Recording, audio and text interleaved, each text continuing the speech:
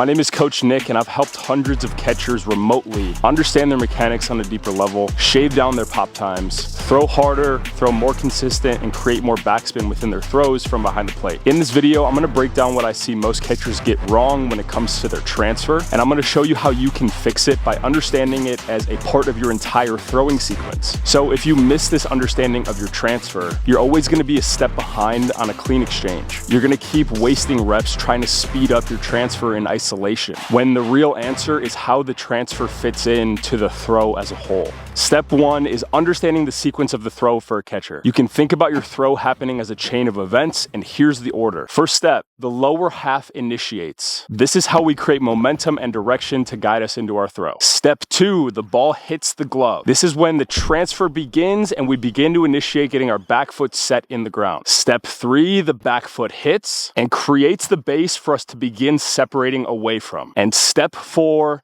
separation creates tension to then pull us through our throw. If you can understand the throw like this, we can understand that if any part of the sequence is off, it's going to affect our ability to transfer and rotate with the rest of our body. So step two to clean up your transfer is think like a middle infielder. Watch a good shortstop turn double plays. What makes them so fast isn't just the speed of their hands. It's the sync between their hands and their footwork. The lower half initiates momentum forward through the play, while the upper half works back towards the midline. They're deflecting the ball, not grabbing it, and then taking time to set their posture. Now, the same principle applies to us as catchers. So step three, how do we apply this to catchers? You see, as catchers, we don't go left, right, left, like you would see a middle infielder do. We go knee drive, right, left. Your knee drive is what initiates momentum and creates direction towards your target. That momentum from your front side is what pulls your footwork through. That's when the transfer happens in rhythm with the rest of your body. Not after your foot hits the ground, but as it's landing. Once you understand this, we can get into step four,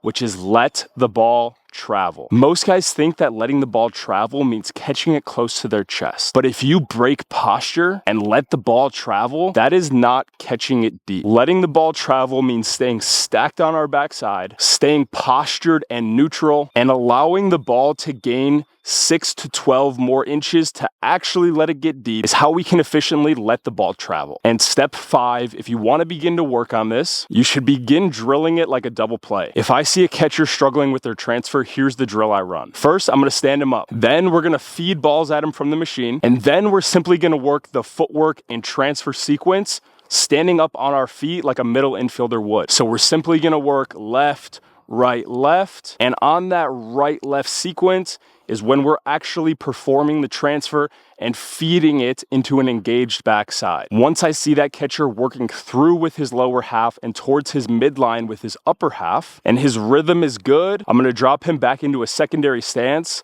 and tell him to replicate that same cadence. And remember, if you want to throw efficiently as a catcher, you need to understand what makes an efficient throwing sequence, and you need to put in the reps to train your body to move that way. Remember that any inefficiency early on in your throw has to be compensated for later in the throw. That's when your transfer can get long or loopy. That's when you start to bobble the ball. That's when your arm works through late and you sail it into right field. But when you nail the sequence of the throw and you can repeat it in a game, when your lower body moves with intent, but your upper body stays calm and postured, now you've bought yourself time. Quicker pop time, harder throws. At this point, the video's over, but I want to hop in here and say, if these concepts resonate with you, I work with catchers all over the world through a program that covers this in excruciating detail. I help guys decrease their pop time, throw harder, move more efficiently. Last month, we had these guys come through the program, and these are the results we got. I'll show you on this screen. If you're interested in decreasing your pop time, throwing harder, understanding your mechanics better,